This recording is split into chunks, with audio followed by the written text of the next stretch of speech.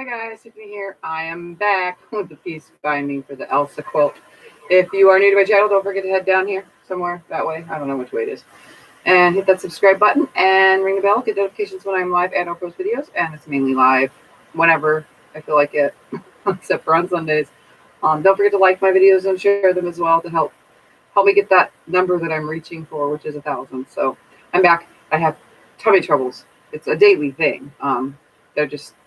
I was used to being sick for a couple days, which was 10 times different than this normal tummy trouble. So I had to grab myself a cold water and take the shirt off because I was starting to get sweaty. Hopefully it'll calm down once I get to sewing this binding on. So with my nice fresh cold water in my belly with my meds and everything, should be good for a while. Who knows how long, but we'll see. I usually can go long periods. Well, at least try to. All right, so I'm going to keep most of this from hanging off by grabbing my ironing board and just putting it over here because it'll annoy me, the hanging off part. I'm just going to put my ironing board real quick next to it.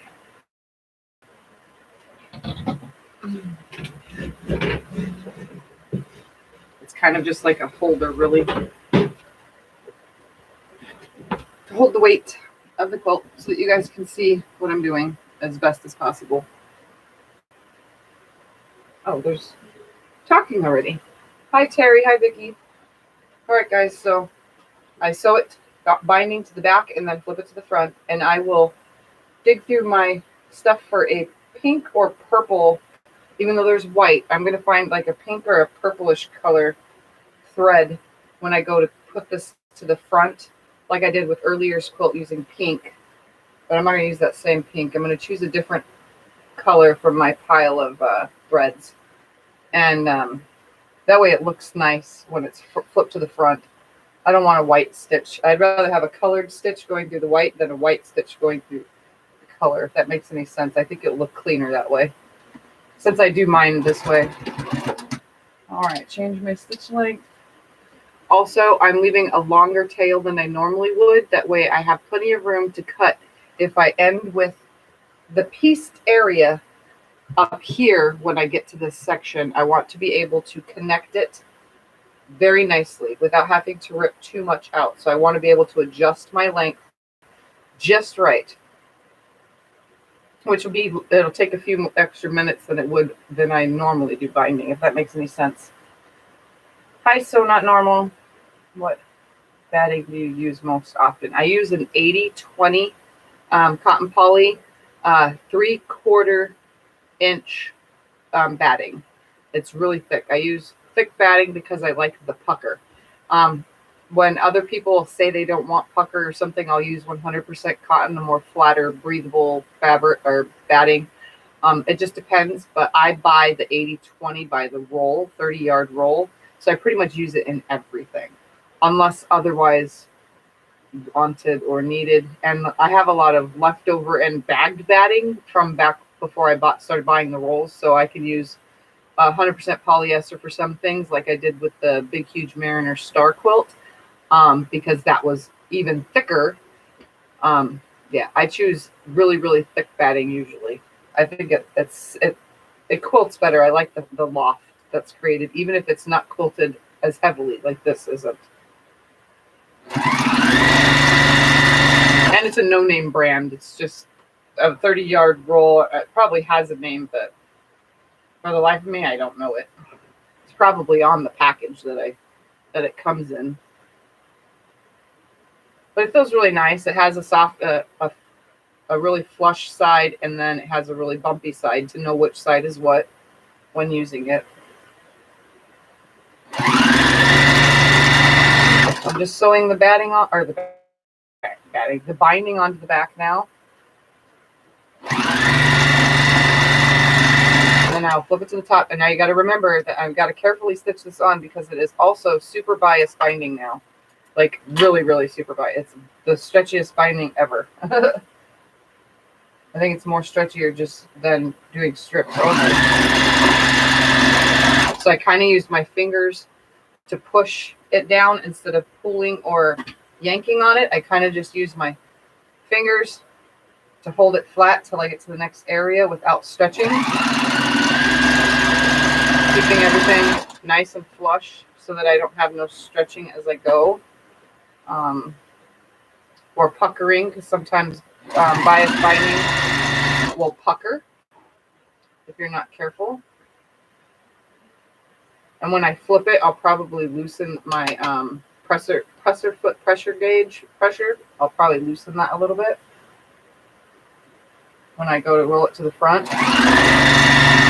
to prevent any stretching or folding or pleating, because that is definitely something you don't want.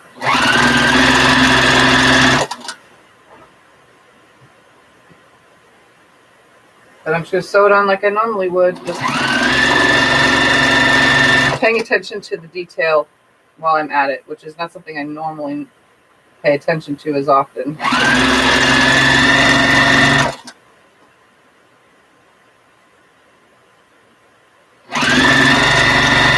So I'm coming down now to the bottom where my tag is, and it's a little bit thicker now.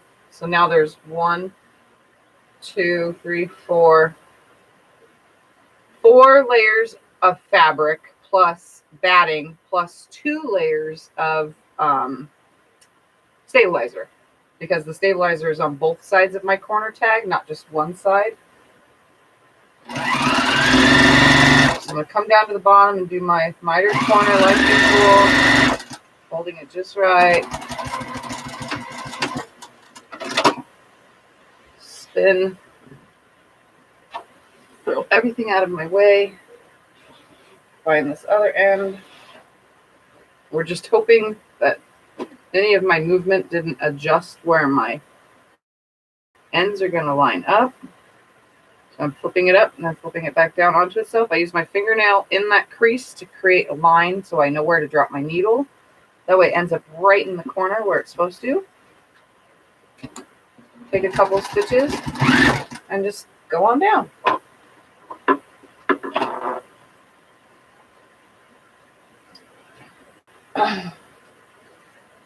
All right. So I'm just going to try to speed things up a little. And it helps to open things up for the laying flat part. And I always pull away any thread that I see in my vision. Sometimes when I'm long arm quilting, it picks up threads off the floor and or in here. It does a lot in here, but on the floor, and it ends up on the back of the quilt and it gets quilted in accidentally. And that happens with any long armor when loading something, unless they somehow prevent anything from touching the ground and picking threads up. I don't know that secret. How to prevent any loose threads from being on things. Just picks away though. I've seen several brands for 80/20. The 3/4 inch reference is very helpful. Each manufacturer describes things so different sometimes. Yeah, I always buy the ones that say 3/4 inch loft, or it'll say on a, if you buy the packaged brands, the single rolled ones, it'll say it says 1/2 to 3/4 inch loft, and it'll, sometimes it doesn't say loft though, it says something else, not puff or anything like that. It says something weird though. And it's always in the bottom corner of packaged ones, and it's written so small with like the quilt every 4 inches or whatever. It'll say something stupid like that. But there's also ones that if you look online, it'll say 3/4 inch loft or 1 inch loft or 1/8 inch loft. I do not like it. 100% cotton ones are usually 1/8 inch loft, and it's like not any at all puff to them. They're just flat utility quilts. Then they have the 1/4 inch loft, which again, it always turns out just a flat, especially when it's on a long arm. It flattens out as it goes and it gets rolled up on the top rail as the quilt gets rolled up, so it flattens it even more. So I chose the 3/4 inch because it doesn't take too much away or flatten out as much, and it still has that puffy look. And if I'm doing like I want it to look trapuntoed through the whole entire quilt, then I'll go and buy special batting that's even thicker. and or I'll just buy the 100% polyester because that's the best one. I haven't seen cotton in anything bigger than I actually haven't seen cotton in anything bigger than a 1/4 inch loft, honestly. I think that's how the 80/20s get their loft, is because it's a mix of polyester and cotton.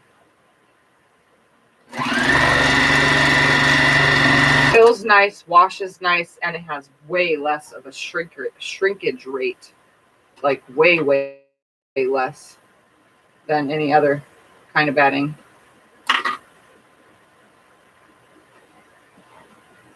I think I'm going to not take my time and pluck all these while I'm at it and just do that later and get it sewn.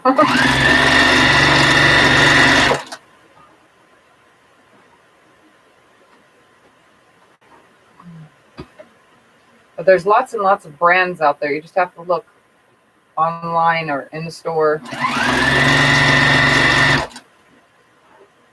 Just remember, the thicker the loft, the more expensive it gets.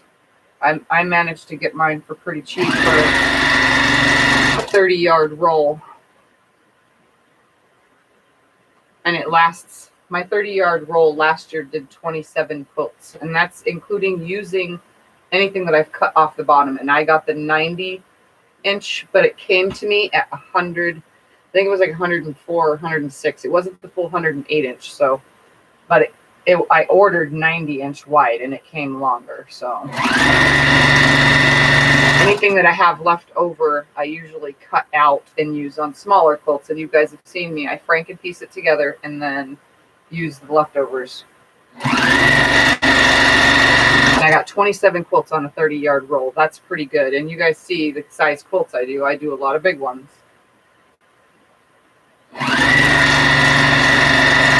And it's not just long armors that use those big rolls. You guys can buy them for yourself for home use as well. Just cut off what you need every time you do something. Hey, Aunt B, welcome back. Trying to get this done now. All right, so now I'm on side 2. Oh, this thing is so heavy. The other thing about the batting is it does make it a lot heavier. So this is a twin size, and it's heavier than a typical twin size comforter. The comforters they're more puffy than they are heavy.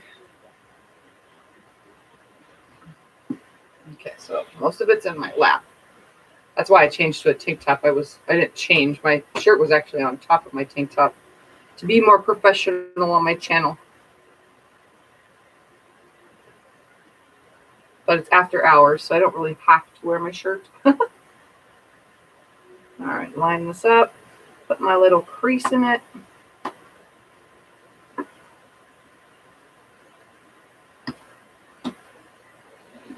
Oh, that would be smart, Tiffany. Let's see. Oh, wow, that's awesome. I'm looking at 30-yard roll of 90 inches wide. Yeah, they're not, I mean, price-wise, I think it's actually cheaper to buy by the roll. Now that I have a long arm and had a frame, but I never bought by the roll. I just bought as I could afford it, but by the package, But now that you think about it, I think about it, buying the rolls saves me way more money. Could you imagine how much money I would spend when I'm spending anywhere from 14 something to $25 for one package of batting, and some of them are even more expensive, the other brands, but I'm cheap, so I buy the more lesser expensive ones. I bought the 30-yard roll. It did 27 quilts, the last roll that I had. Think about it. You know how much money I just saved? And I think we spent $80 something on it. So just got to find the right deal. I think Overstock has the cheaper ones, and Walmart.com, which purchases from Overstock. So it's the same thing. They just ship it to Walmart, and Walmart ships it to you, or I don't know how that works.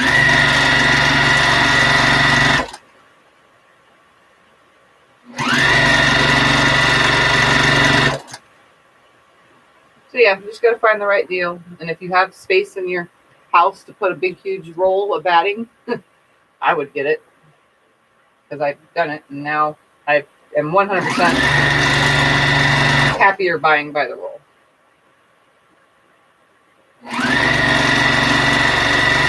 Except for a couple packages I've had to buy because of I've had more than 90-inch quilts in width, which I'll have to do for some of the ones I have in here, which is fine. Yeah, that's what I was saying, Vicki. Yep, they sure do. There's lots of sites that you can go on and find the cheapest. That's what my husband does. He goes online and finds the cheapest, best deal. Then he finds that same brand in a package, he finds out how big that piece, that package piece in the package is, and then does the math on it and finds out if it's cheaper to buy that brand by the roll or by the package, if it makes any sense.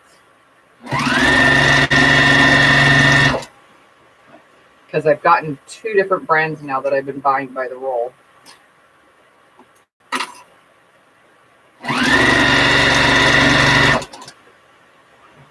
Pricing out different ones with the size quilts I do. It works out to about $7 per quilt versus $18 if I'm lucky with sales and coupon. Exactly. That's what I had to do at Joann's, was use a sale and a coupon on my last one, the big huge one, because it was like $56 for 120-inch batting by 120-inch, and I probably could have pieced together what I have, but that would have been really hard to piece 120 inches together on my little machine, because batting is a little bit thicker than piecing together the back of a quilt and or even quilting it.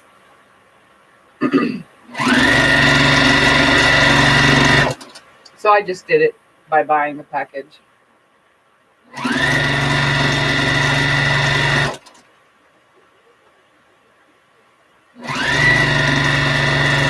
But if you always make big quilts, just think, when you make a small quilt, you just cut in half and you get 2 small quilts per every big, you know what I mean?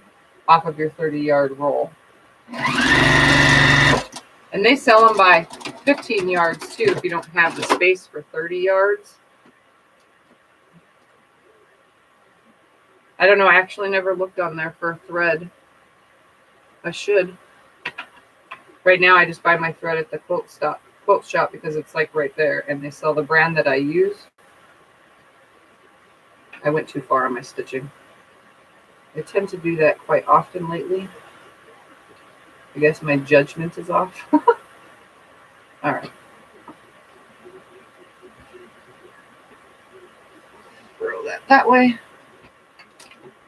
I don't know what side I'm on. All right, side 3.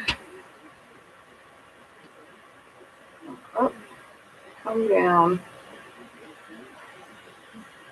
Yeah, I'm all about finding the cheapest, most easiest, most whatever ways of doing things. You guys know that.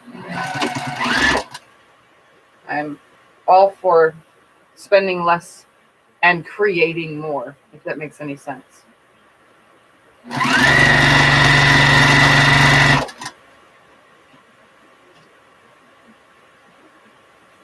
For baby crib quilts, I load 2 tops at once if they use the same color thread. Yeah, I was going to do that actually because I have the 2 twinsy ones I made in the video that one day that are made purely from scraps. I have them actually hanging on their hanger because I put the triangle one on first because I'm trying to get all the baby ones done because I have a bunch of leftover batting. So I'm trying to use all the leftover cuts. I brought them in here to make sure that they fit whatever quilt I have the size for. I'm loading it and going. So those 2 little ones are going to get the same backing as well and the same thread color. So I just need to look. Each one will get loaded with some batting. I think I got a Franken piece some together though because I didn't think, that's why I didn't load it last night and I loaded the triangle one instead because I didn't have enough and I didn't feel like piecing it in here because everyone was asleep and I was trying to be quiet.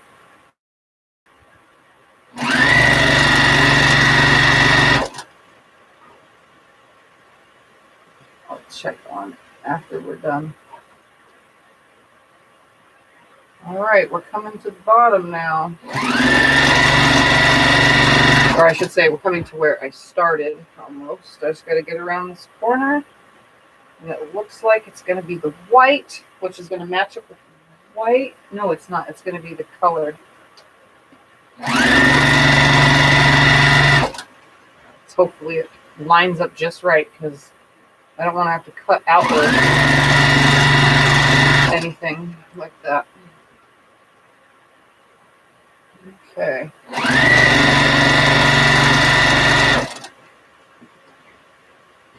Love everything about this quilt. Well, it's going to be on by October 25th. It'll be on some little girl's bed. Because as soon as they get it, they have to ship it off in the mail to the family.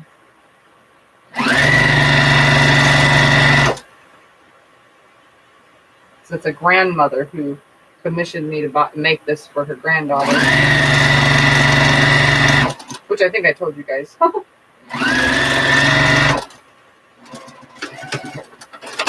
And remember, the block is not hard to make. The Starflake block is really simple. Go get yourself a bunch of cute colors, some Elsa fabric, and have fun. What in the heck is going on here? The thread is coming out of my bobbin case and it's getting tangled all over me. All right, one more turn. Ooh, look at this. I'm going to pull some out probably. Oh well, I'll have a little bit left over for my junk scrap pile, I guess. All right, one more time. And I'm only going a little bit.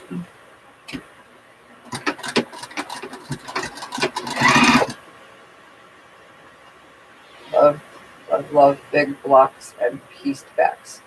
I used to like little pieced blocks, but now I'm starting to like the bigger blocks because they're easier to put together and you make less blocks that way. All right, I'm going to stop. Oh, let's see. We're going to come down. Looks like white's going to meet white, and I'm going to lose this whole tail right here. So that actually works out. Okay.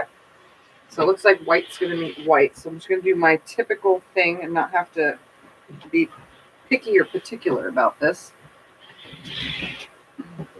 Just move this out of the way momentarily. All right. So you guys have seen me do this plenty of times. Come over here. So I'm losing this amount right here. But obviously you saw me, I laid it on the floor, so it'll end in white. But that's fine. All right, we're going to come. Where's my thingamabobber? And a pair of scissors. Just cut me a straight line real quick right here. Just because I can. Stay there. Okay. All right, flatten it out really nice. And I'm going to come over 2.5 inches with this. And do my thing with the ruler. 2.5. It's laying nice and flat. 2.5. Line this up on here. Right over it, and I'm losing this whole end, but that's okay. Cutting along the ruler. I'm going to straighten this up real quick. Nice and flush. I'm barely cutting anything off. I'm just kind of straightening it up. I'm still going to be cutting off the end anyway. So I did lose this, but that's okay. It's going around the quilt plenty of times. So now I'm just going to put these right sides together. Change my stitch length real quick.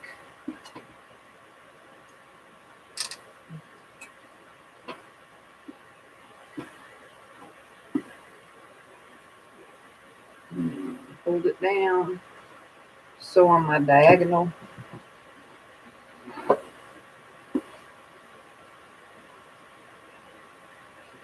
laying nice and flush. Sometimes I get myself all caught up right here. Stay, stay, and stay. And then I yell at my fabric to stay. Line my little end up and go. There, so.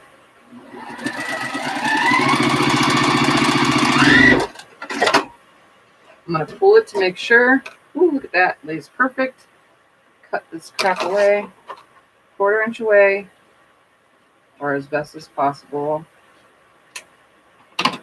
Toss that because I don't need it. Finger press real quick.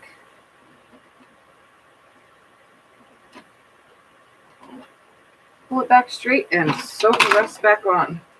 Change my stitch length again. Put my little guide back.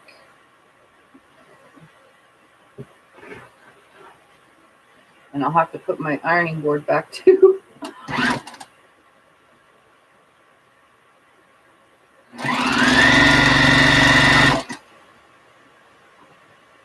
Because it's yanking.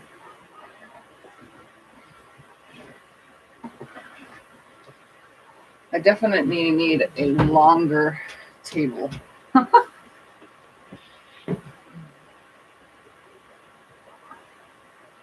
Okay. All right. I'm just going to finish sewing this on now.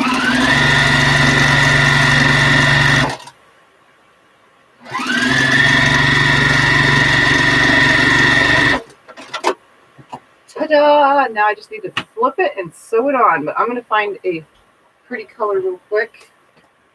Like a purple or something. Give me 2 seconds. Purple.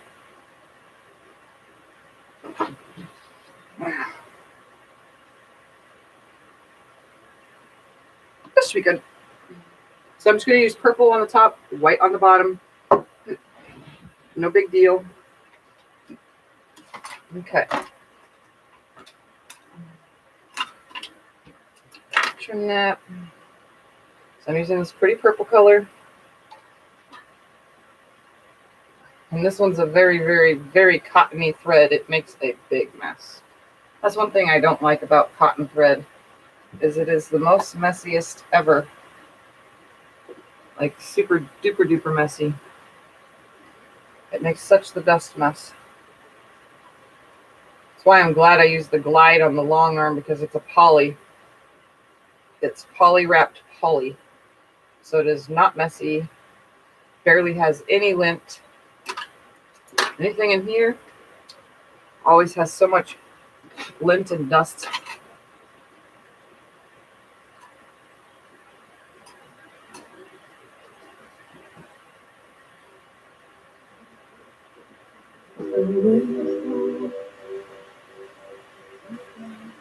I don't want you guys to hear my radio, but I can hear it. I don't want to get in trouble with YouTube anymore. Okay. Let's flip this whole thing.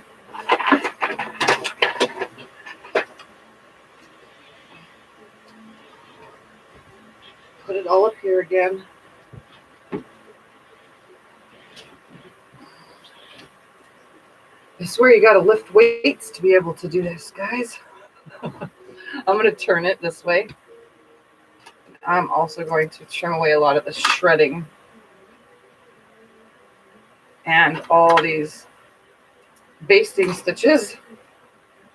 Okay, so I'm just going to roll it over. I'm going to start right here on this side so that I can hit that tag first. Change my stitch length. I'm going to do the tag side first because I'm going to come through a lot of fabric real quick. I want to get that out of the way.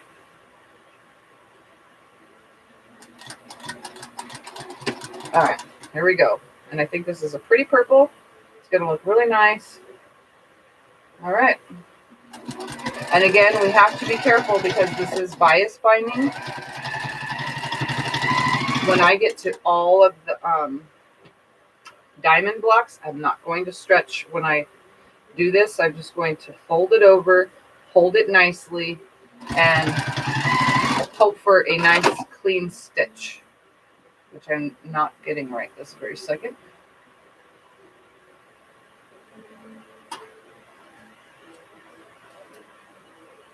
I'll clip all that away later. And I'm not even on that part.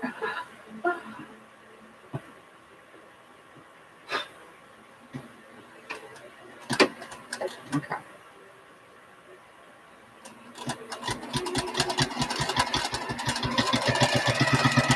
I'm probably going to be so tired I'm not going to want to do ruler work tonight.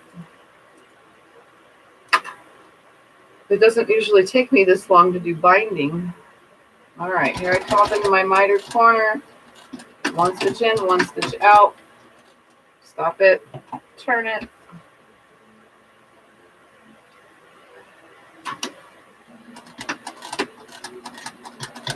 And go. Okay, let's put it on my lap. And I just tuck a lot of the shredding in, but if it's too thick, I cut it away. It's not that bad. And there's always shredding. I don't care what anyone says. There's no way to get rid of that.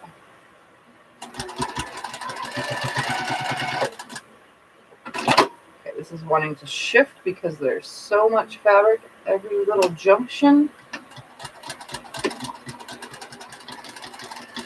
I gotta hold it better. Okay. I'm not in any hurry if you're having fun. I'm not in a hurry. I just trying to make sure it's accurate, and I don't want to be here forever. I don't want to spend more time than I need to on this.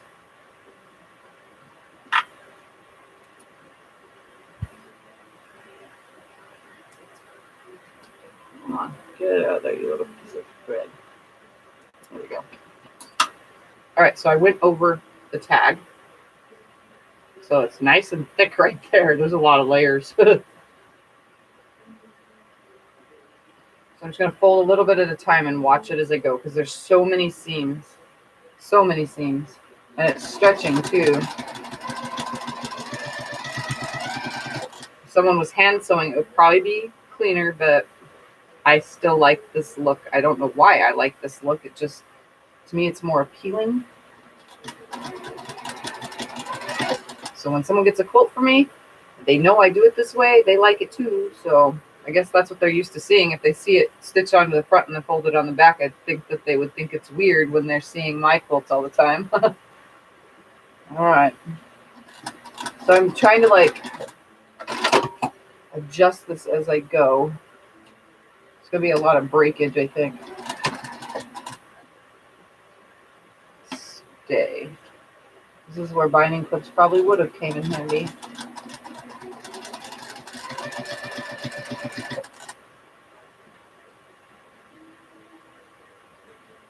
Okay. Hold it nicely.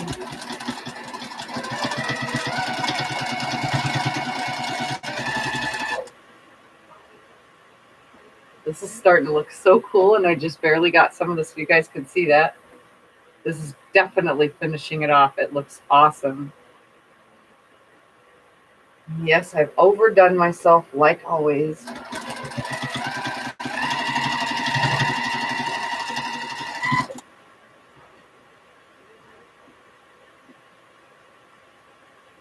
I just like awesome. That's what I like.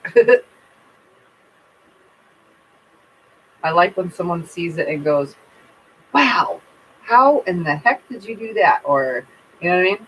I don't know. I just think it's cool.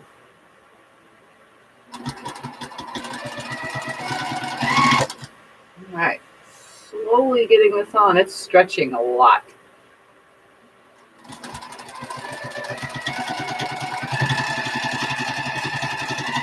So I'm kind of running my finger along it as I go, but not stretching.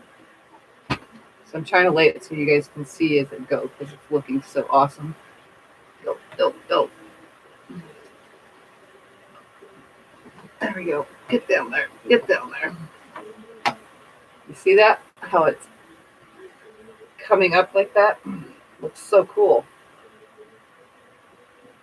So I've got a bunch of fingers just holding the next step till I get to it.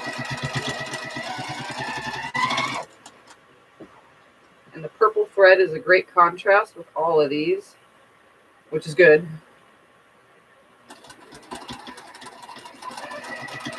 Way better than using white.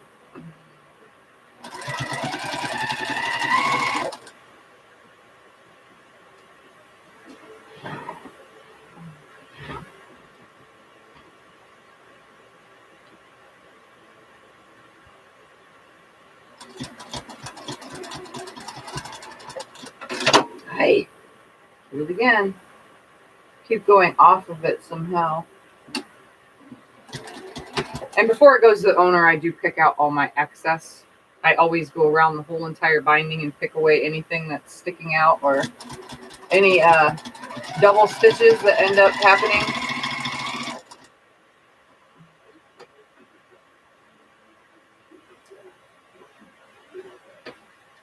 That way it's clean.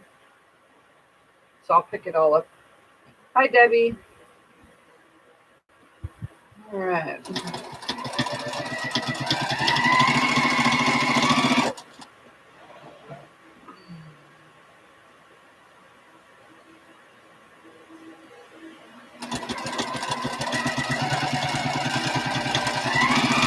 Got a lot of my insomniacs here with me, huh?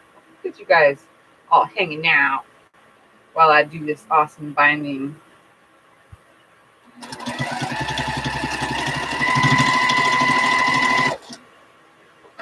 Ah, why does it do that? Like I said, I'll go through and pick all the rest of that away later.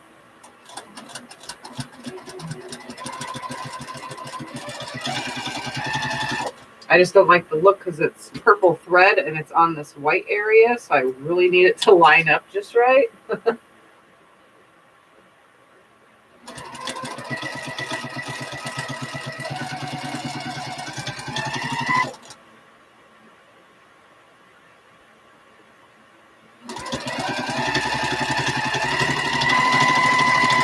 All right, I'm down in another miter.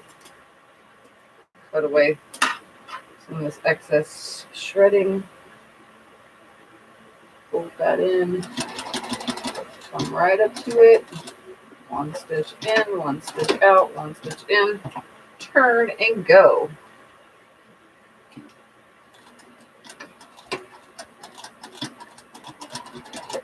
Okay. Now let's turn the whole thing onto my lap now. Push this away, but keep it to where you guys can see how cool this looks. Look at that. Doesn't that look so awesome? And then it changes into the white like that. Like I said, I'll clean all that up later, but you guys can see. It looks really awesome.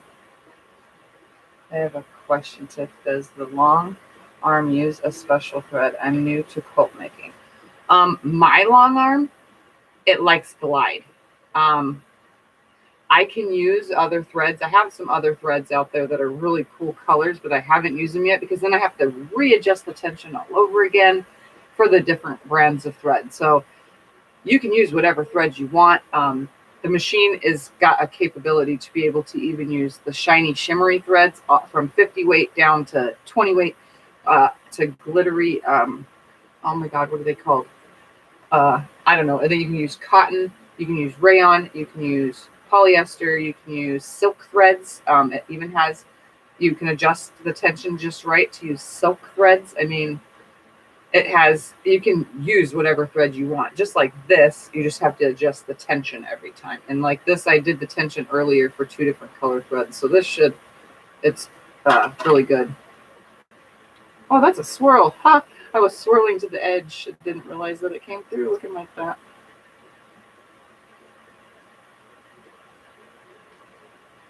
Okay. So yeah, you can use whatever you want.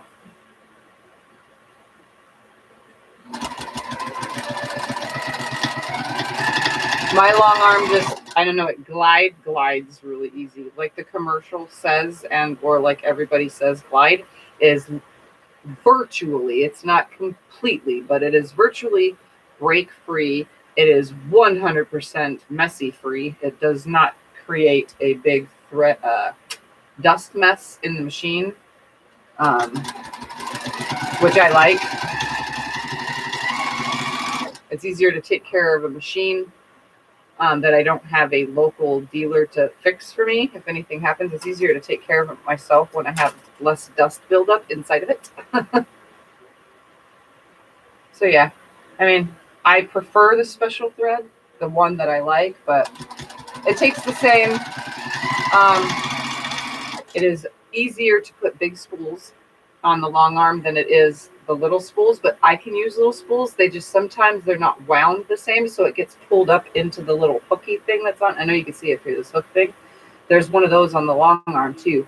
And the little spools, I don't have a stopper, so if I want to use little spools, I bring in my Juki stopper thing and put that on the top so that it'll catch it right. But yeah, you can use whatever thread you want on a long arm. Just need a lot of like fabric on the end to test it, to make sure that the tension is correct when I switch to different brands of thread. When I use Glide, I don't have to change anything. I just have that random tension check where I would look on the bottom and go, okay, it's good, you know.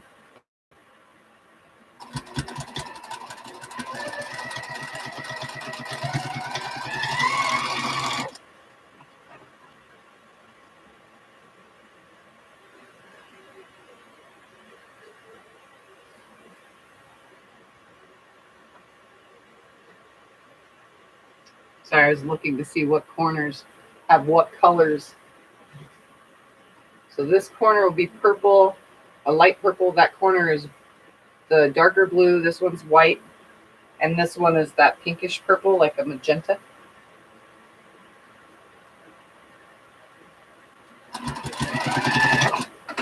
And I missed it again.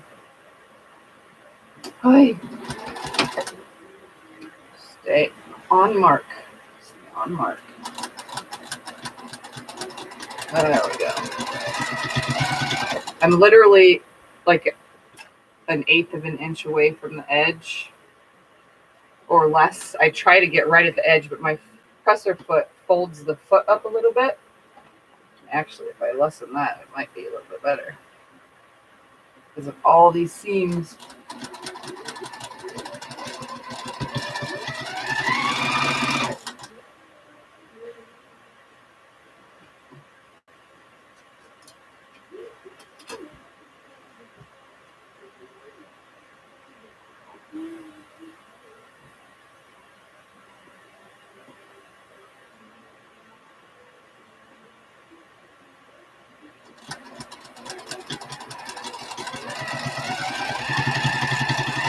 So I do my best to stay right at the edge all the way around and not stretch or pull because this is so stretchy. It just makes it so much worse to keep on track. And all these extra quilting lines are not, or stitching lines are not helping. But I'll pick them all out later. I'm not going to do it right now.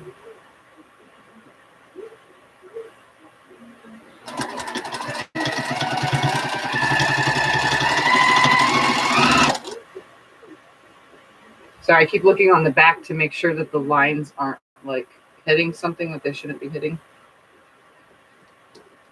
Look at that. It looks so cool. See that? And they're kind of landing in the areas that these are too. So that makes it even look more like I designed it to be that way, but I didn't. Just looks like it. Oh, you're welcome. You're very welcome. Why, are you thinking about getting a long arm? Or trying one out, or what? Because all machines are going to be different, honestly. If you're going for inexpensive machines, I would go with what I have, something like that, because it's inexpensive, it's affordable for anybody on a budget, I should say. If you're going to go with like Gamble or oh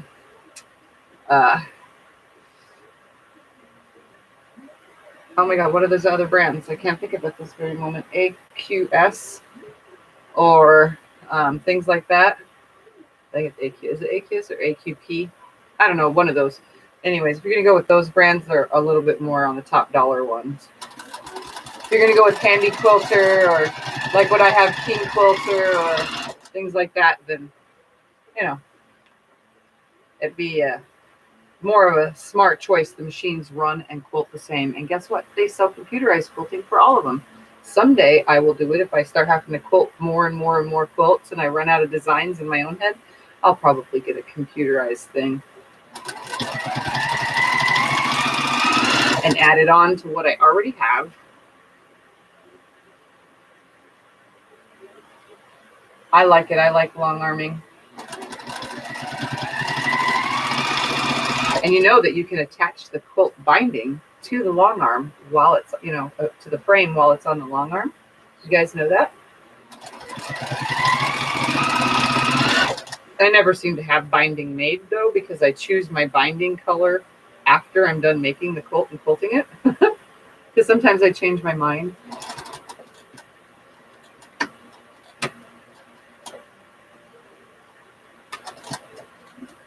There.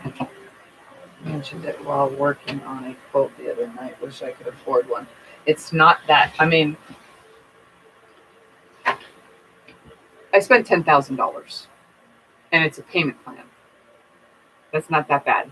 Gamel, my choice was those like getting the Millie or things like that for the same size machine, 18-inch and a 12-foot frame. Those were $16,000, and then Gamel was $22,000. And Gamel didn't. They have an 18-inch, but their best seller is a 22-inch, 12-foot frame, so on and so forth. So I mean, and their robotics was another $20,000, and I'm like, really? The robotics for my machine is another $10,000. So what would you rather pay? $20,000 in total for everything and still get the same results, the same learning, and so on and so forth? Or would you pay $20,000 if you have the money? Spend it. Obviously, Gamels are awesome. I've played with them before, but I would honestly say if you're on a budget and you have to have a payment plan, the machine like I got, well worth the money, well worth staying in a budget. If that makes any sense. So there you guys go. Now you know how much I've paid for my machine out there in my frame.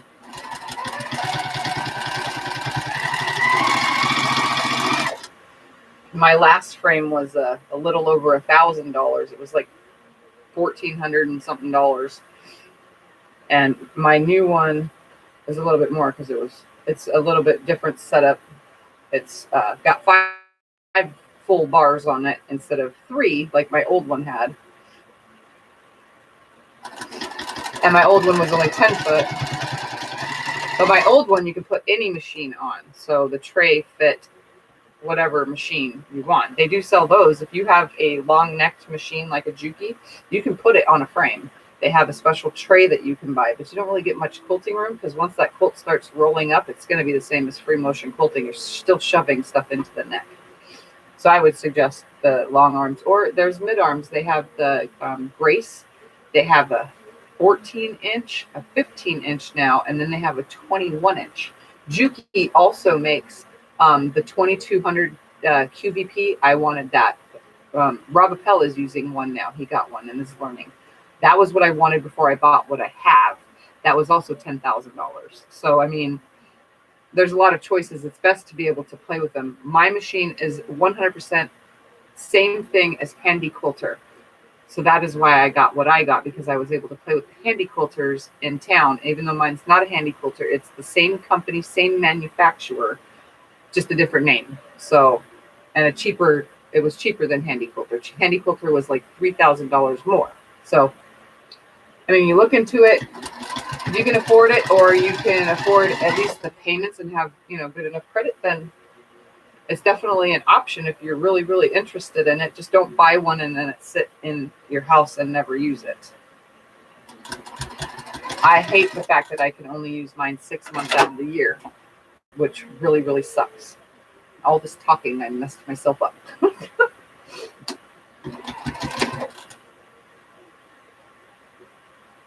Have you ever used a mid-arm machine? Yeah, that's what I had before. I have what I have. It was a mid-arm.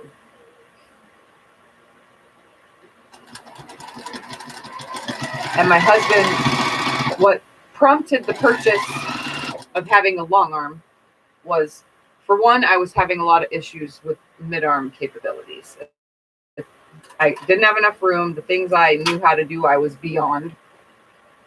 How do you say this? I'm beyond my own, what you would think of in 4 years. Well, technically, I've only been long arming for a year, but I was mid-arming for a year before that. So I grew up. I grew beyond. Instead of being a beginner, I became an advanced quilter. Like, I just can do it. I don't know what it is. I don't know how it happened. It just happened. I have no artistic abilities when it comes to drawing anymore. I cannot draw for the life of me. I don't know why. It just doesn't happen.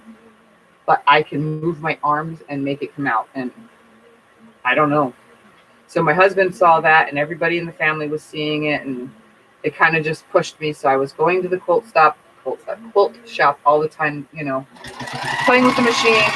And I was just getting so, I don't know what the word, I was just getting antsy because I could do more than how long I've been quilting capabilities. So my husband and I came to the conclusion, we worked out our finances, blah, blah, blah, blah, blah. You know how that goes.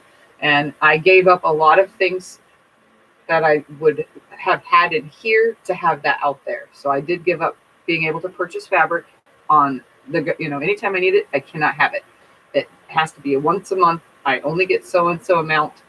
So when it comes to making videos for you guys, I use what I have and I buy solids because it's the cheapest and it's the best filler. So until I can start selling quilts and quilting more for people, I kind of can't afford anything. And I'm not worried about making money on YouTube or anything like that. I don't mind any of this. You guys know that. It's mainly, a lot of it is getting my name out there when you guys share, for even non-quilters. Because when they see my work and they want something done or they want me to quote for them, blah, blah, blah. And that is my payment right there. So once those things start happening, then I'll have some kind of income to work with to pay things off, because, you know, we really put ourselves, no, I can't say in debt, but we put ourselves behind a bit, you know. I make tons and tons of quilts, but, you know, I can't buy the backing fabric for 90% of them right now because I don't have the money.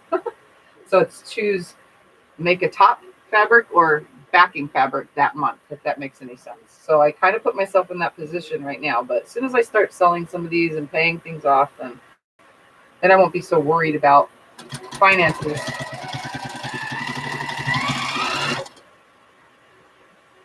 But yeah, I became advanced beyond my years. So it looks like I've been quilting for 15 years or longer, but I haven't.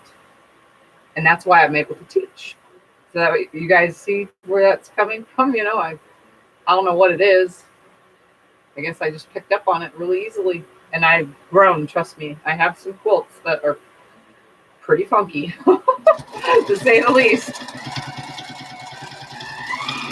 Told you guys, 4 years ago, a little bit over 4 years ago now, I started with scissors and sheets and an old-fashioned brother sewing machine that was clunky and funky. Had horrible tension, and I started with that. And I didn't even know how to bind something. I just threw some fabric together, folded it some funky way, and then sewed it over. So I have like a couple that the kids use as play quilts around the house. They need some fixing. And now that I know how to quilt, I kind of want to just crazy cover them to fix the holes and rips by putting them in that machine, choose a design, and do each seam a different stitch out from that machine, just to do it for fun. Plus, it'll fix the holes. Yeah, exactly. I'm a natural. It just happens. So that's why my husband allow me to go into financial issues so that I can make and create a dream and make it further. And the funny thing is when I bought the machine, they're like, so do you want the computerized system for it? And I'm like, why would I want that? Oh, because that's what everybody buys, and you'll get a discount because you're, you know, blah, blah, blah, blah, blah. Or you're using this discount code, and I'll give you another code, and it'll come out to about 25% less. And I'm like, but I actually am the one that's enjoying the quilting, so I don't want to just stand there and watch the machine do it for me. I don't know. It's definitely, for those of you who have medical problems and anxieties and depressions and things like that, even though you're standing there and just moving the machine, there's something about creating. It's like drawing, but it's on fabric. There's just something relieving about it. I put myself in a lot of pain doing it, but added pain that I don't need, unnecessary pain. But oh my God, like the feeling I get, that tops all that pain. Doesn't take it away, but it definitely takes away the feeling of hurt, like, because I feel so accomplished, you know. Thank you, Terry. Yes, I don't know. It just happened. And I'm not, my goal is in the future, I think I've been asked this before, but I'll tell you guys because we're sitting here chatting anyway. I don't have a goal for like designing fabric. That's not my thing. I really don't care. My goal is for the fabric companies to say, okay, we need you, me, talking about me, to call me up and say, well, we just had this new line designed by so-and-so. Will you put together a quilt with this line? That is my goal, because I want to be the one designing the patterns, which I already do. I want to be the one where they come to me and say, we want your pattern, you know? And I'm not making a bazillion different patterns like cozy quilts. You know how they have a ton of it's all whatever. Mine are a little bit of everything. So I just want someone to come to me and say, here's 22 different colors from every print in the line. Do something with it, you know, and then we'll take it to quilt market type thing. I want to be the person that gets called upon. That's my goal. And then with quilting, I want to be able to do show quilting on quilts for people who want to take their beautiful piecing and beautifully quilted by me to a quilt show and win prizes. Not prizes, but, you know, win ribbons and whatever else you win at a quilt show, you know? That's my goal. I want to be the one that has the work that everyone goes, oh! I don't want to design fabric, though. I don't know. I don't know what I could design that somebody else hasn't already. Just like my blocks and stuff. Someone probably already created this, but I just changed whatever I did and made it my way, you know? Obviously, nobody's did this quilt, though, because this is all me. What sounds hypnotic? What I want to do, my goals, or the fact that what I want or what I feel out of quilting? How I feel when I'm out there doing my thing.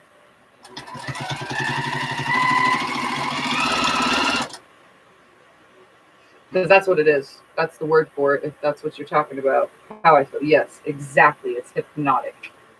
It's like being on a drug. I don't know what drug. I don't think it would be like a high from like a weed high, because I've tried that and it's a downer. It's definitely a downer. I've never tried any other drugs though, and I have drank before, but I never felt good from drinking either. So it'd probably be one of those highs, like an acid, maybe. Be like, just you're tripping out, like, wow, look at this, you know, kind of thing, I guess, or like some kind of hallucinogenic type drug. That was a very big word to come out of my mouth just now. Hallucinogenic.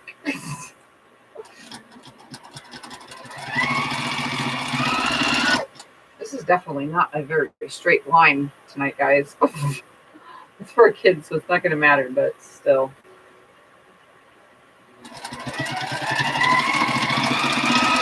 I kind of feel that same way during every step that I take with quilting, though. I don't know about right now's binding, but this is actually kind of more frustrating me because it's not landing where I want it to. Maybe it's because I'm using purple thread and it's more showable, but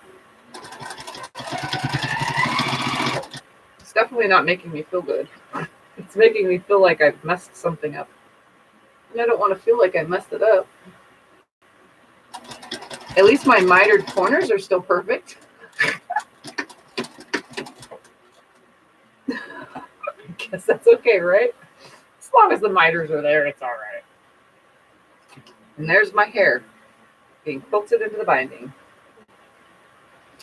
All right, let's try to lay this so you guys can see. This looks so cool. Look at that. Doesn't that look so awesome? Okay, so there's that feeling again. It looks amazing. You guys definitely have to try this diamond piece binding. I've done it before, but this is now the second time, and this one looks better than the first one. Even though my stitching is not perfect.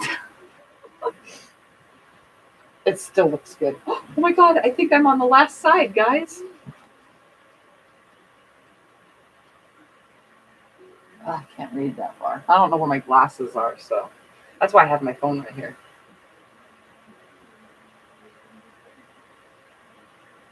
I have a large old quilt. How do you wash it? How old is it, Vicki?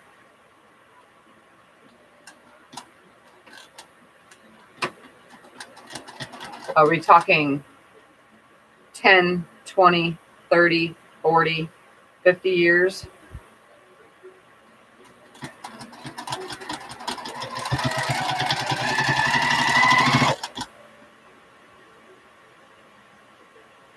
Where did you purchase your machine? Sorry if you already said. It's SewingMachinesPlus. I'm not getting paid or whatever to advertise them, but go to SewingMachinesPlus.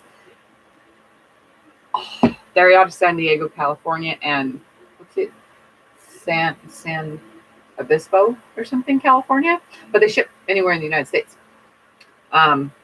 So you'll have to if you buy a long arm, you have to put it together yourself. Nobody's coming to you unless you live in California.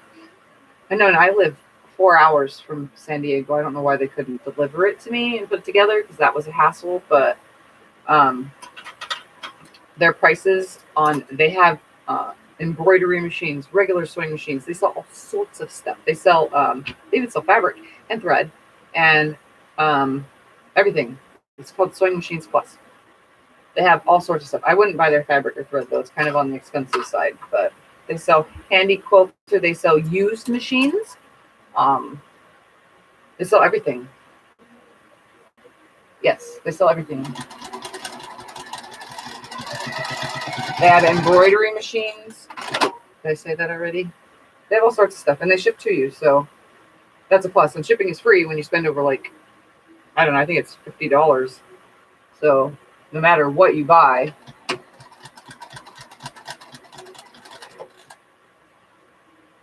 All right, 40 years at least. Go through the whole entire thing and make sure that there's no rips or tears in any of the fabric, first of all. That's the first thing you want to do. You want to make sure that nothing is shredding, because the older it is, the more chances of the fabric from being used. If it's been something that's been used constantly and rubbed again, it's thrown and washed and blah, blah, blah, blah, blah.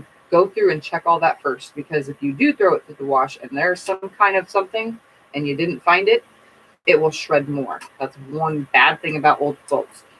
And then the next thing you want to do is use a washing cycle. It's best to not have an agitator. It's got to be like a front loader or an agitator-free washing machine. Throw it in there, cold wash. Don't pour any soaps directly on it. That's not good. So make sure if you have a front loader, I know they have the soap dispenser. It dispenses it. I don't have one. We pour the soap in first and then put everything down, and then just wash it on cold. And instead of putting it through a dryer, hang it on a line. That would probably be the best bet. That's how I did Scott's mom, and hers was a refurbished old fabric. Like, I turned it into a quilt. It started out as a top, and it was from the 1930s, 40s, and 30s, early 40s. And I always have her just wash it in a cold cycle and then hang it to dry. And then if it gets kind of crispy, then throw it in the dryer on fluff only. The no heat is just fluff only, so it'll topple it around a little in the dryer, and then it'll come nice. And it should come perfectly clean. Just make sure you have no rips, tears, or holes in it, because those you'll have to fix first. Just use a regular sewing machine and just do some creative stitch on it, or hand sew them, to keep it closed.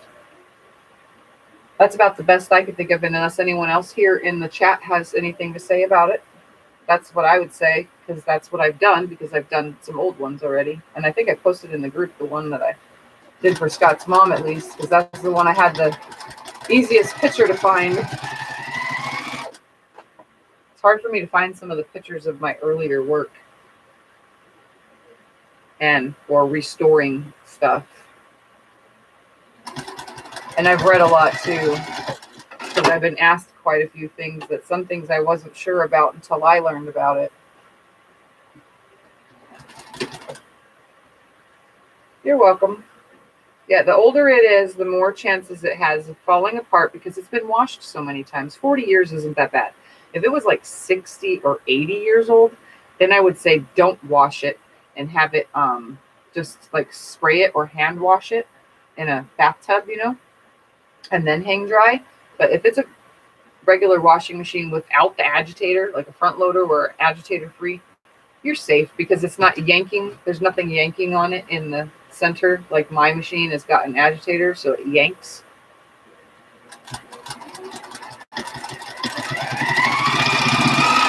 But 40 years isn't that bad. The cleaners want $80. They're just going to throw it in the front loader with it's a special dry cleaning solution that goes. I used to work at a dry cleaners, so it goes into a special like laundromat style front loading machine, and it's a special solution that goes in it, and it has way less water than a wash at home, so it gets the smell out, and then it gets either steam dried.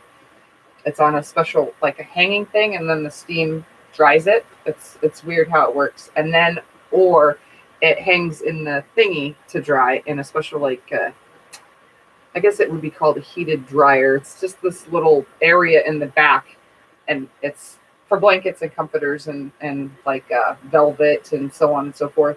And it hangs over this rack thing, and there's like a special like drying out thing that comes from both sides, and it dries so it doesn't rot the fabric. You know what I mean?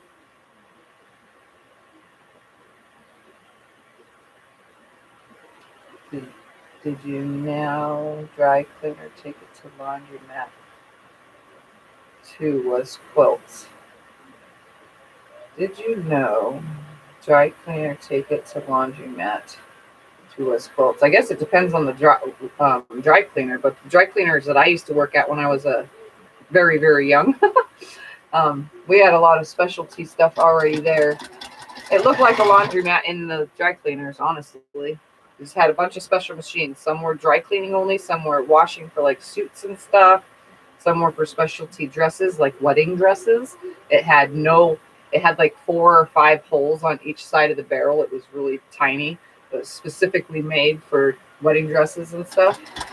And you gotta think this was back in, I don't know, oh my god, I gotta think about this, 1997, 98, and 99, because I had only had 2 of my kids. Like I had one and then had the other while I was still working there. Because 9/11 happened while I was at work when we were watching the TV about 9/11. So this is how long ago I worked as a dry cleaner. So you gotta think from then till now, how many different kinds of machines and stuff that dry cleaners now have.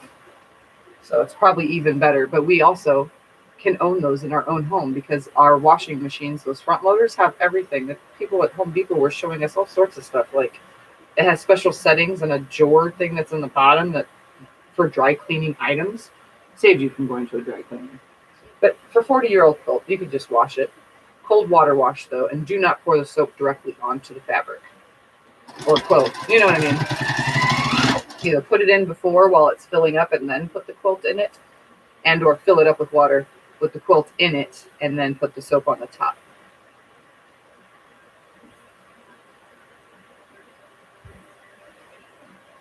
Yes, I've actually had real jobs, guys. I've done a lot of different things. If you guys ever wanted to know about any of that. I can't believe it's been so long, though, since I've actually had a real job. I've been disabled for so many years. I was disabled before I even had a regular job, but I tried to work because I had kids and I needed to make some money to pay bills because disability, I didn't have disability or anything back then. And I had a deadbeat husband, so I needed to make some money somehow.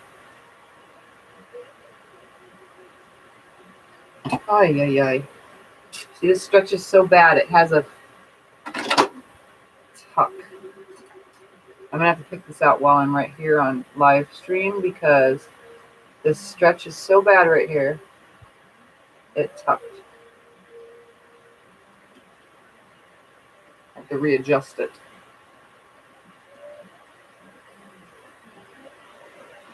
Oh man. This wasn't something I can go back on. Come on. My good seam ripper is outside on the long arm. I'm gonna have to get a second seam ripper because these little dinky seam rippers suck. I have such a hard time holding it. Okay, let's see. That might not be good enough yet. All right, let's try it right here. Oh yeah, that's perfect. All right.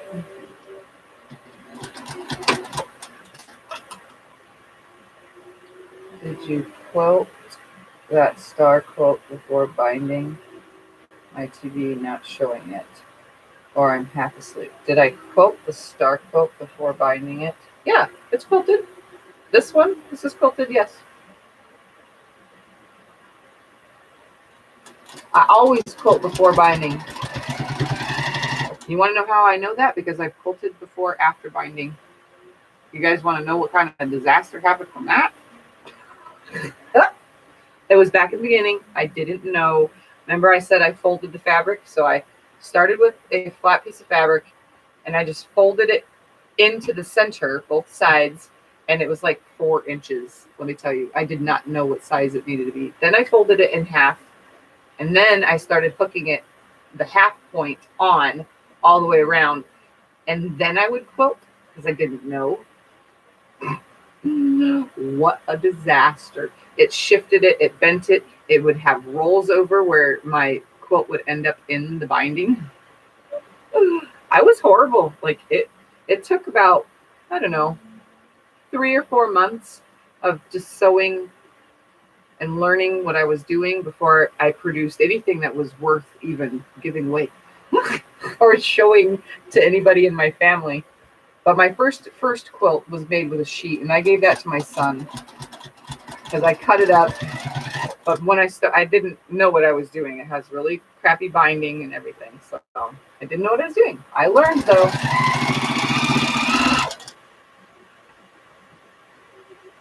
All right, this is almost done, guys. So even with all the chit chat, I don't think it's been more than an hour. Maybe it has been. And I got it on. It took an hour to make it though. Of course, I chit chatted the whole time, but still. All right. Last couple inches, or 10 inches or so, I should say. All right, here we go.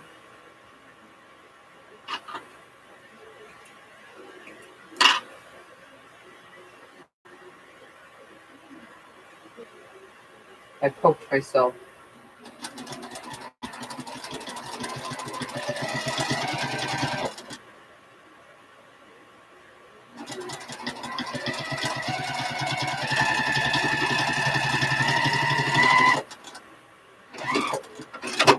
Ah, look at that.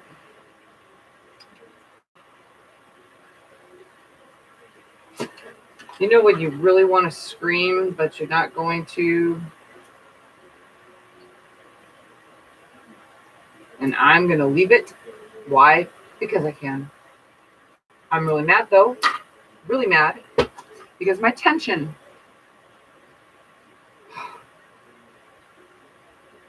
I checked it twice. And it's good. Right here. I checked it. Checked it. Okay. I'm over it. I'm done. The quilt is done. I had an issue. Oh, well. All right. Let me show you guys.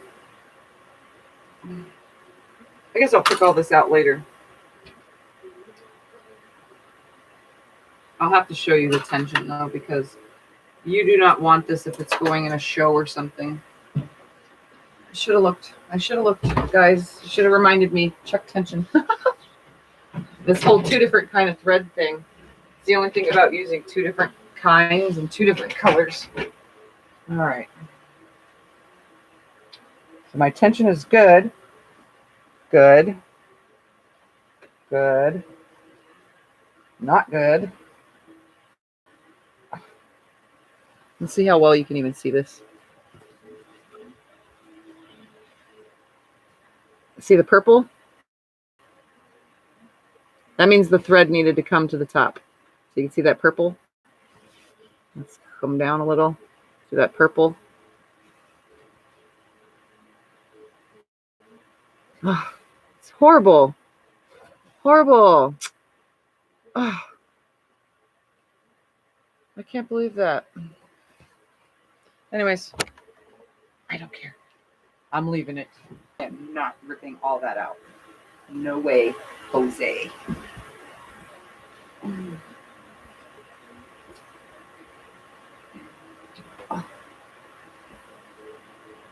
It doesn't help that my desk is in my spot where I usually stand. Okay. So you can see, there's the binding. You can see the colors. You know what I just noticed? You see this? The way it landed? It looks like they're coming out like this. Look at that. The pink goes with the pink. Some of them match up. That's so cool. So there's, let me just turn it. So there's the binding. And there's more, and then it goes to a solid. And then it starts with the binding down here in this bottom. And again, it's kind of off shifted, but that's kind of cool how it looks like that. Maybe if I would have lined it up better. There's more down to there. And it goes to a solid again. At least it didn't land in the corners. There's some more. It looks so cool. I don't care that this stupid, maybe after it's washed, the stitch will settle in. You guys do know that that happens sometimes, right? And then it goes to white. And I got all these threads I've got to pick out. And it goes to that. Okay, so then the back side, since it's a two-sided quilt, you still see it, but it's against white now. So it's all white, white, white, white, white, white. And then you see the pieces. And it comes down to a solid color. And then obviously my quilt backing kind of bowed a little, so I lost a lot of white right here. And that came to the corner, but it's actually square. It's very square.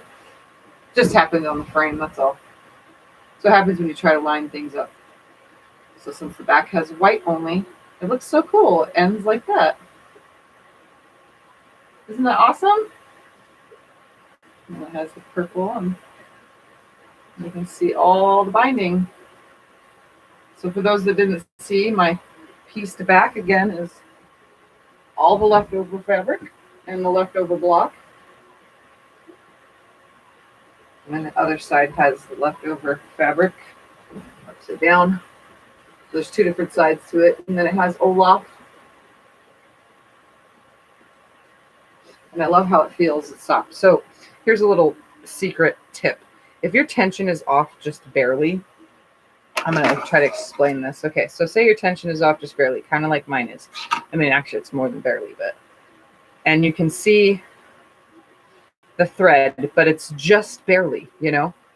When this is done and it's thrown through the first wash, what's going to happen is it's going to move it around. It's going to wiggle it in the washing machine, right? And it's going to go through water and it's going to adjust and shrink and whatever. What's going to happen is it's going to pull, because it's barely there, it's going to pull that thread towards this side too. It's going to adjust it because everything is being wiggled and moved and shrinking, because that's what cotton does, is it shrinks. So what's going to happen is once it gets to the dryer, it is going to puff up what it just shrunk down.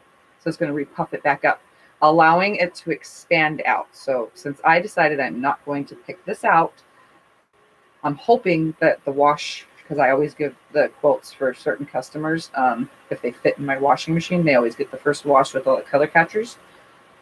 I'm hoping that when I get it back out of the wash, that I won't see all those little purple spots. You know what I mean? So that's a little secret for tension, that if you notice the tension anywhere, once it goes to the wash, it's going to shrink it down and then expand it back up in the dryer, fluffing it back up. So what's going to happen is it's going to pull the threads back into the middle of the fabric. So, I mean, sometimes you can get away with it, but if it's really bad and it's all nasty, You guys got to be careful for that. But I'm going to show you a mitered corner real quick with the purple on the top. The corners always get nice, but I always seem to get off the edge right there. And either I try to stay on the edge all the way around, you know, but sometimes it doesn't happen. I don't really care though. Let's see. It came out really good. Here's real close up. Right there on the edge. You can tell where it started stretching. It's not stretchy no more, but you can tell while I was folding it over that it was really stretchy. Trying to look at the other screen to make sure that you guys are seeing in the camera. So yeah, there it is up close. So any of those spots that I had to double over, really can't tell. I'm gonna have to seriously go through it. Trying to see if I can find one.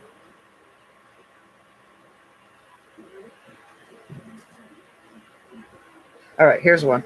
I had to stop and restart myself. I tried to follow that same line as I readjusted it. So I'll go through and pick out carefully that excess, but sometimes I can get away with leaving it there. So you can't even tell once I get that thread away. You can't even tell. Let's just put a double stitch in it because I was starting to go off the edge and I brought it back up before I realized it was kind of folding over the wrong way. So there it is, guys. Elsa Quilt is done. I'm just going to get a wash and go off to, I'll take some pictures, obviously. I'm going to take pictures before washing it. And it'll be off to its new owner. And like the other quilt, I actually don't know the child's reaction. So I can't tell you. I'm pretty sure they loved it. So I don't always get reaction pictures or videos, but I have shared some. Yeah, it's for a kid. They're not really gonna care. I'm particular about it, but like if it was to go to a quilt show, but this is going to a bed of a child. So it don't matter. So there it is, guys. It's done. And for those of you, oh, I did have a little bit of scrap left from this. Let me show you what I did with it. Remember all those little half triangles? So I tried to use everything in the back, but I ran out of Elsa fabric and I wanted it to look equal. So I didn't use the piece, but let me just throw this out of the way. Here's the little thing I made from all those itty bitty half square triangles that I made. So this was the last piece that I didn't do anything with. I still had a single piece left that needed something. So I'm actually going to throw it together into a little pillow, just a little throw pillow for the quilt. So I'm just going to add, I had a little bit more white left. I'm just going to add a little bit of white around the edge. Use the Olaf fabric on the back, because that's all I don't have no Elsa. Use the Olaf fabric on the back and just make a tiny little throw pillow. And for the stuffing, all it's going to be is leftover batting that I just tear up and shove it in. So it's just going to be a little tiny pillow. Well, it's not really too tiny. It's, I can tell you right now, 11 and a half inches by 17 and a half.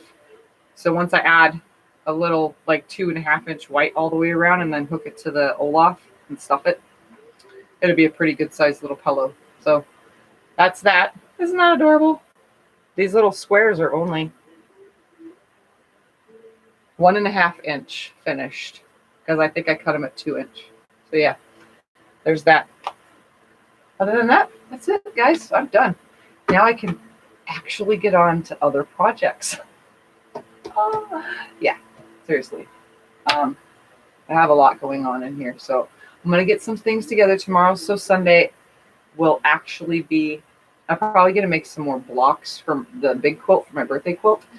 I'll probably do 2 blocks for that tomorrow. And then we'll start getting back on a schedule where I can record 25 patch blocks, record new quilts patterns that are supposed to be done. They're all cut. They're just scattered around my room, ready for me to do. So I'm hoping to push myself enough to get some videos actually made and edited for you guys, as well as do live feeds. And other than that, I'm going to get off of here. Don't forget, if you're new, subscribe. I don't know which way it is because I'm not watching. I'm actually going to right now see. Subscribe. Let's see. I'm going to hold my hands right here. Nope, wrong side. So it's subscribe. It's always this way. It's always been this way. Okay.